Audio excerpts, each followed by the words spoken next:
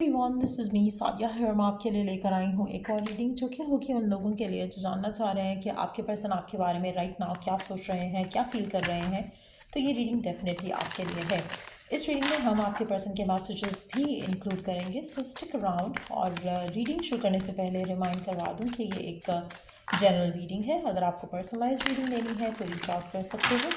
Email ID description box में given है। So let's find out कि क्या सोच रहा है आपका पर्सन आपके बारे में, इस कनेक्शन के बारे में क्या चल रहा है उनके मन में आपको लेकर, इस कनेक्शन के बारे में। Let's see. अच्छा, आप में से मेजॉरिटी लोगों के लिए आपका जो पर्सन है उसको लगता है कि आप उसकी सेफ्टी हो, आप उसके कंफर्ट हो, आप उसके लिए सब कुछ हो जो वो चाहता है अपनी ज़िंदगी में।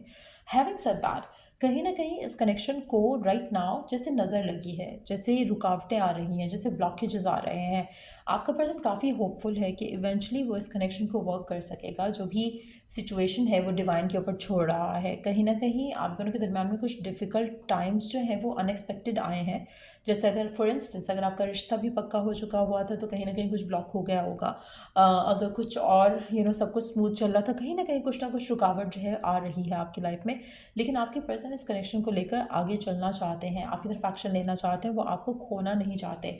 No matter whatever happens, आपका पर्सन आपके साथ है और आपके साथ खुश है और वो इस कनेक्शन को आगे लेके जाना चाहता है। सो कहीं ना कहीं उसकी थॉट्स, उसकी विशेस, उसकी डिज़ायर है कि वो आपके साथ रहे इस कनेक्शन में। बट सर्कमस्टांसेस थोड़े डिफरेंट हो सकते हैं, लेकिन आपके पर्सन किसी भी तरह से किसी भी चैलेंज को लेने के लिए तैयार हैं आपके लिए, इस कनेक्शन के लिए। आप में से कुछ लोगों के लिए आपके पर्सन और आपके दरमियान में कोई थर्ड पर्सन आ सकता है। और अगर ऐसा होता है तो हो सकता है कि उसकी फैमिली की तरफ से किसी और का प्रपोजल हो सकता है जो कि उसके सामने रखा जाए। और एक डिफ़िकल्ट फेज़ जो है उसको लगे कि स्टार्ट हुआ है आप दोनों के रिश्ते में। क्योंकि कहीं ना कहीं आप जो चाह रहे हो और आपके पर्सन जो चाह रहे हैं वो इस कनेक्शन में हो नहीं पाएगा। कहीं ना कहीं they gonna start feeling blocked.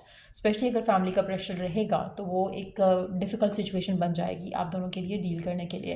Let's see कि क्या आपका पर्सन आपके लिए एक्शन लेगा if something like this happens आपकी लाइफ में। क्या आपका पर्सन आपकी तरफ एक्शन लेगा? Text message, unsent message, regret, mistake. Majority लोगों के लिए नहीं। मुझे लगता है कि आपके पर्सन की ज़िंदगी में अगर ऐसा कोई सिचुएशन डेवलप होती है, अगर ये एनर्जी आपके साथ मैच करती है जहाँ पर एज सब कुछ परफेक्ट जा रहा है, अचानक से कुछ ब्लॉक आ गया, तो मुझे नहीं लगता कि आपका पर्सन आपकी तरफ एक्शन लेगा। कहीं ना कहीं वो टाइप करेगा, कुछ लिखना चाहेगा, कुछ कहना चाहेगा, बट रोक लेगा अपने आप को। क्योंकि वो अपने आप को ब्लॉक फील करेगा। वो एक्शन लेने चाहते हुए भी नहीं ले पाएंगे, जिसकी वजह से वो अपने आप को रोकेंगे, अपने आप को सप्रेस करेंगे, अपनी फीलिंग्स को सप्रेस करेंगे। लेकिन ये वो डिसीजन होगा उनकी ज़िंदगी का जो वो लेटर ऑन रिग्रेट करेंगे। आप में से कुछ लोगों के लिए ऑलरेडी ऐसा हो चुका है शायद, कि जहाँ आपके पर्सन आपके साथ थे, सब कुछ अच्छा था, सब कुछ परफेक्ट था, एंड देन समथिंग हैपेंड। अचानक से कोई थर्ड पार्टी बीच में आ गई और देन उसके बाद आप दोनों ने एक दूसरे को ब्लॉक कर दिया या कुछ हो गया आप दोनों के बीच में ऐसा जो कि शायद आप दोनों नहीं चाहते थे। एंड देन आपके पर्सन आपको मैसेज करना चाहता है, आपसे बात करना चाहता है, चीज़ों को सॉल्व करना चाहता है, लेकिन अब उनके पास पछतावे के अलावा और कुछ नहीं है आपको देने के लिए। तो कहीं ना कहीं कुछ ऐसा या तो हो चुका है या होने वाला है आपकी लाइफ में आपके पार्टनर के साथ। लेट्स सी कि क्या होगा आगे, क्योंकि आपका पर्सन पछताएगा, ये तो कंफर्म है इस डिसीजन को लेकर। और आप में से कुछ लोगों के लिए डिसीजन अभी पर्सन ने लेना है, लेकिन व्हाट विल हैपन नेक्स्ट।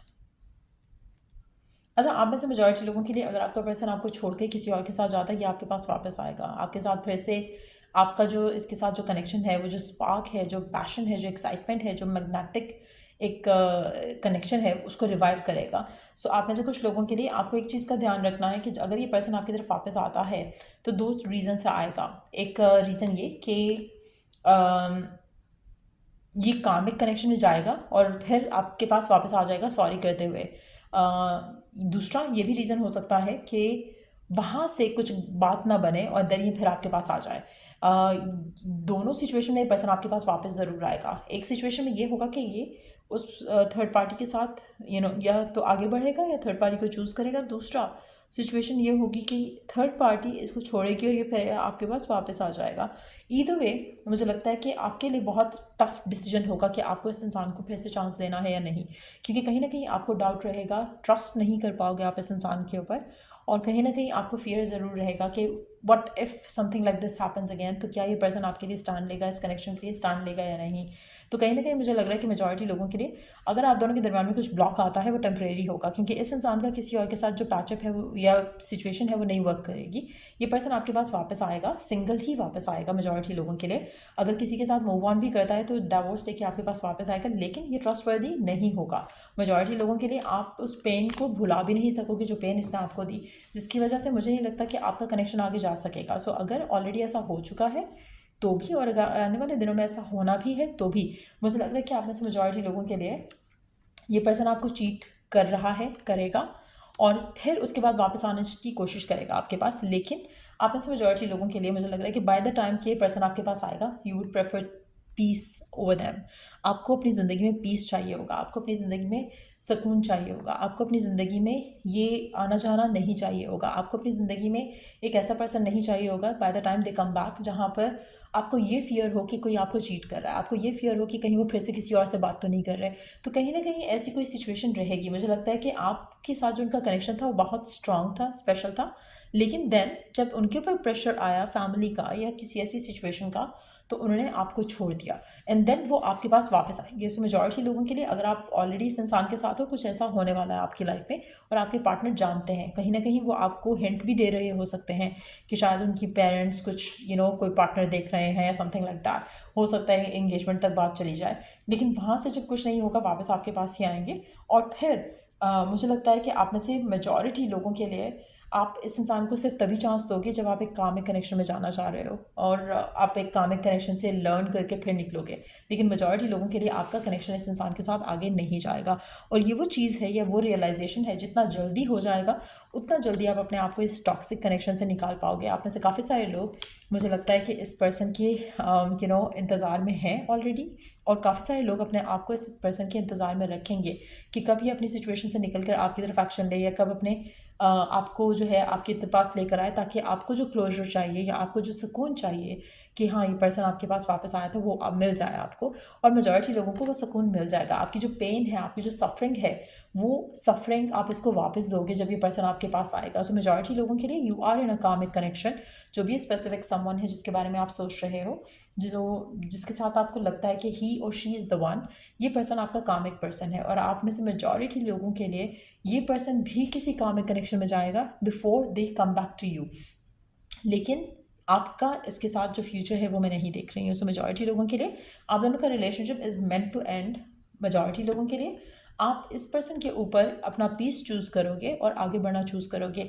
कहीं ना कहीं आप इस इंसान से निकलने के बाद, इस रिश्ते से निकलने के बाद, आप अपनी लव लाइफ को सरेंडर करोगे। आप किसी भी कनेक्शन में जंप इन नहीं करोगे। आप अपनी लाइफ में, अपनी लव लाइफ में एक पॉजिटिव कनेक्शन की तरफ जाना चाहोगे, एक ऐसे पर्सन की तरफ जाना चाहोगे जो कि आपकी ज़िंदगी में हैप्पीनेस लेके आ सकता है। और वो हैप्पीनेस जो है वो एक नया पर्सन लेकर आएगा आपकी ज़िंदगी में, जो कि इस सिचुएशन के बाद आपकी ज़िंदगी में आएगा।